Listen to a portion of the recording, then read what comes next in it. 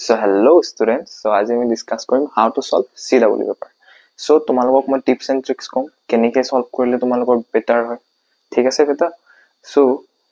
তোমালোকে যেতিয়া CW পেপাৰখন পাবা হাতত পাবা পোৱাৰ লগে লগে তোমালোকে ডাইৰেক্ট কোৱেশ্চন সলভ কৰিব নাযাবা এবাৰ ৰিভিজন কৰিবা 5 মিনিট মান চাবা যে পেপাৰখনত কেনেকুৱা টাইপ কোৱেশ্চন আহিছে মই কোৱা নাই যে 1 ঘন্টা দিয়া 1 ঘন্টা দিব নালাগে 5 মিনিট মান চোৱা কেনেকুৱা টাইপ কোৱেশ্চন আহিছে ঠিক আছে So তেতিয়া গম পাবা তোমালোকে ইজি কোৱেশ্চন কোন কিটা হাৰ্ড কোৱেশ্চন কোন কিটা ঠিক আছে বেটা সো ফাৰ্স্ট থিং টু হল তোমালোকে কোৱেশ্চন কিটা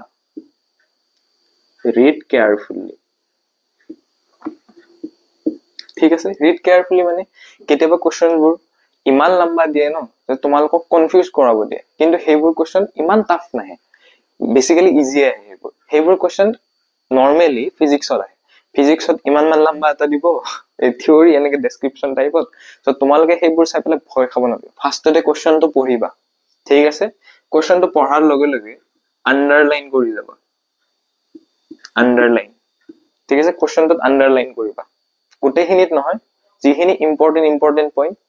সেইখিনিত আন্ডাৰলাইন কৰিবা আন্ডাৰলাইন কৰাৰ পিছত তোমালোকে গম পাবা যে এইটো কোৱেশ্চনত এইটো কনসেপ্ট ইউজ কৰিব পাৰি নে নাই যদি নোৱাৰে এইটো কনসেপ্ট ইউজ কৰিব পাৰি নে নাই ঠিক আছে সেইখিনি তোমাৰ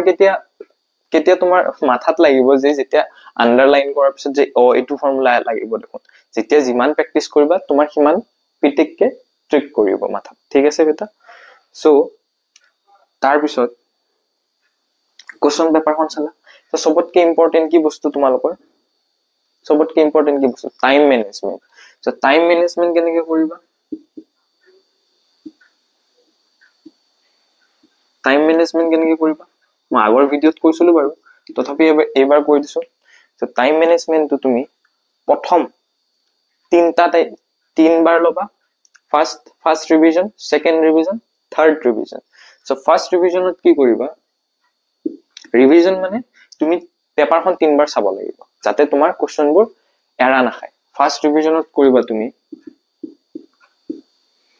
1 hour 30 minutes দিবা ঠিক আছে 1 hour 45 minutes দিয়া বাৰু 1 hour 45 ঠিক আছে বেটা আৰু এনেকে দিবা 1 hour 45 minutes তো যাতে তোমাৰ গোটেইখিনি ক্লিয়াৰ হৈ যায় সো এইটো তুমি ডিভাইড কৰিব পাৰা 45 minutes ম্যাথছত দিলা বাকি 30 ফিজিক্স আৰু কেমিষ্ট্ৰি দিলা সো বেসিক্যালি মই কম তোমাক যে তুমি ফাৰ্স্ট যেতিয়া পেপাৰখন চাবা ফাৰ্স্টতে কেমিষ্ট্ৰি সলভ কৰা কিন্তু এটো নহয় যে তুমি কেমিষ্ট্ৰি সলভ কৰিব লাগিব তোমাৰ যোনটো favourite subject maths physics chemistry যোনটো ফেভাৰিট সাবজেক্ট তুমি হেতু ল'ব পাৰা কিন্তু কেমিষ্ট্ৰি মই এই কাৰণে কৈছো কেমিষ্ট্ৰি তোমাৰ টাইম বহুত কমত হৈ যাব কমপ্লিট ঠিক আছে বেটা সো এটো ফাৰ্স্ট ৰাউন্ড আছিল ফাৰ্স্ট ৰাউন্ডত তুমি এইখিনি টাইম দিলা তুমি চালা যে এইগিটা কোৱেশ্চন সলভ হোৱা নাই কোনগিটা হাৰ্ড কোৱেশ্চন আছে তুমি গম পাইছা এতিয়া আৰু এনেকুৱা হ'ব পাৰে যে তুমি কোৱেশ্চনটো জানা কিন্তু তুমি এটা লাইনত বুজি গৈছা এটা হেতু যোৱা কাৰণ তোমাৰ কেতিয়াবা এনেকুৱা হ'ব পাৰে ফাৰ্স্ট টাইমত তুমি নোৱাৰিবও পাৰা এই কোৱেশ্চনটো কিন্তু সেকেন্ড টাইম চাওতে তোমাৰ সলভ হৈ যাব পাৰে আৰু obviously হ'ব সেকেন্ড টাইম যেতিয়া তুমি ৰিভিজন মাৰিবা কোৱেশ্চনখন সো তেতিয়া তুমি 45 minutes দিয়া 45 minutes নালাগে 30 minutes দিয়া 30 minutes গোটেই পেপাৰখন সলভ কৰিবা আকৌ স্টাৰ্টিংৰ পৰা আহিবা যে কোন কিটা কোৱেশ্চন পাৰা নাই ম্যাক্সিমাম কেমিষ্ট্ৰি কোৱেশ্চন কিটা সলভ হৈয়ে যাব মই জানো কিন্তু ম্যাথছ আৰু ফিজিক্সত হেগিটা অলপমান টাফ লাগিব পাৰে সো ম্যাথছত বেসিক্যালি তুমি বুজি যাব পাৰা সো 30 minutes যোন কিটা কোৱেশ্চন পাৰা নাই হেগিটা দিয়া আকৌ ৰিভিজন কৰা 30 minutes হল এতিয়া তুমি গম পালা যে 30 minutesত মোৰ হৈ গল আৰু এতিয়া 45 থাৰ্ড ৰিভিজনত তুমি কি কৰিবা এতিয়া গম পালা আৰু এতিয়া তোমাৰ যিখিনি সলভ হৈছে এতিয়া বাকি 45 মিনিটছত বাকি তোমাৰ থাকিল 45 মিনিটস ৰেষ্ট 45 মিনিটছত তুমি কিমান ম্যাক্সিমাইজ কৰিব পৰা তোমাৰ হেতু তোমাৰ এইখিনিতে ম্যাক্সিমাম কোৱেশ্চন সলভ হৈ যাব বাকি 45 মিনিটছত তুমি কৰিবা যে কি কৰো এতিয়া যোনগিটা টাফ কোৱেশ্চন আছে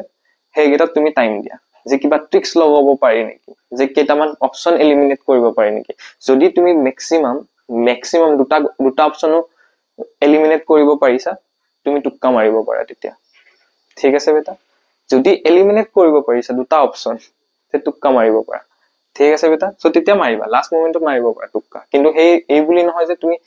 এটা অপচন এলিমিনেট কৰিব পাৰিছা তিনটা অপচন এলিমিনেট কৰিব পাৰা মই নামাৰো তেতিয়া probability কিমান থাকে 33% যেতিয়া তুমি দুটা এলিমিনেট কৰিছা 50-50 হৈ যাব ন তো মাৰি দিয়া এটা যোনটো মনে কৰিছা এইটোতে মাৰি দিয়া ঠিক আছে বেটা সো এনেকে দিয়া টাইম খিনি বুজিলা এতিয়া আমি ডিসকাস কৰিম যে এইখিনি কৰাৰ পিছত তোমাৰ 50 to 60 question আৰামসে সলভ হৈ যাব মিনিমাম ধৰিলো 5-4 গুণ 200 মাৰ্কস আৰু 90% একুৰেসি কৰিবা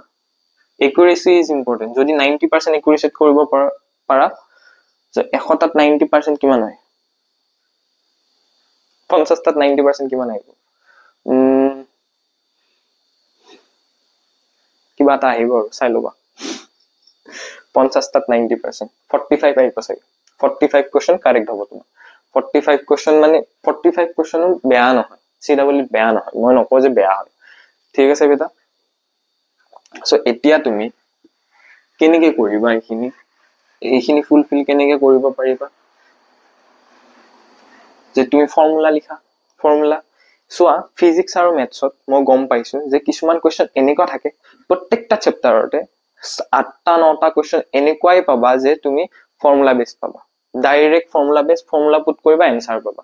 এনেকুৱা টাইপ কোৱেশ্চন CW আহে ঠিক আছে সো তুমি হেগিটা কোৱেশ্চন এৰিব নোৱাৰা so formula revision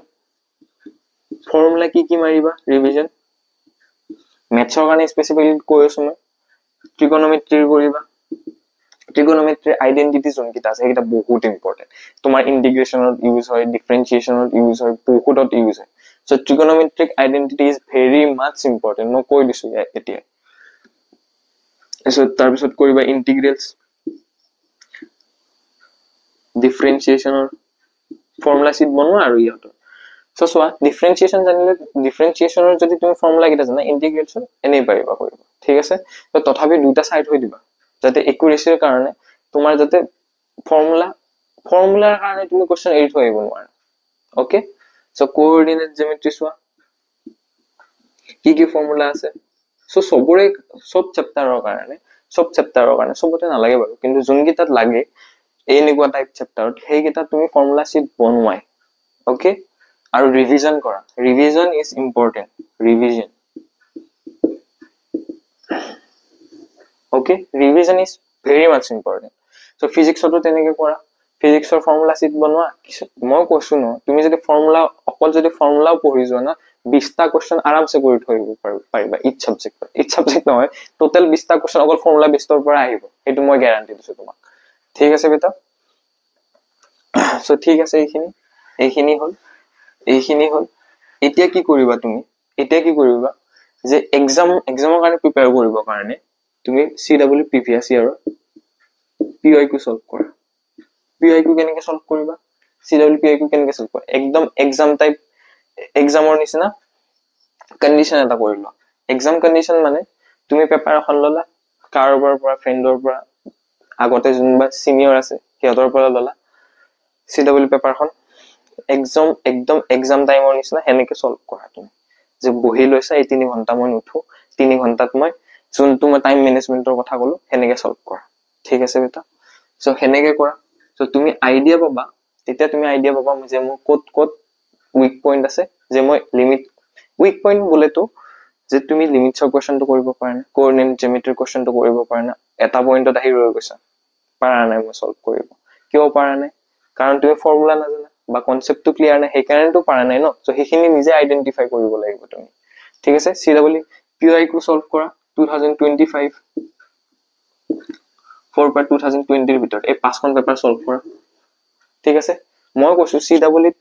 question repeat নহব পাৰে কিন্তু প্যাটাৰ্ন সদায় ৰিপিট হয় কোৱেশ্চন প্যাটাৰ্ন সদায় ৰিপিট হয় কনসেপ্ট সদায় ৰিপিট হয় ঠিক আছে বেটা সো এইখিনি কৰিলে তুমি 200 প্লাস আৰামসে পাবা মই কি কলো ফৰ্মুলা ৰিভিজন ঠিক আছে ডিপ আন্ডাৰষ্টেণ্ডিং অফ দা চ্যাপ্টাৰস আৰু previous year question 5 years কৰা এখিনি কৰিলে আৰামসে 200 প্লাস আহি যাব সো বেটা এখিনি আছিল আজিৰ কাৰণে এইখিনি আছিল so revise formula formula revision কৰ চ' আৰামছে ওলাই যাব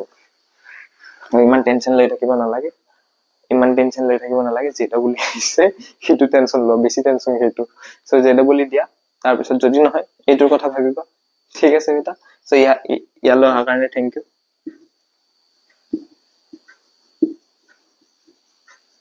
চ' bye bye take care good night all the best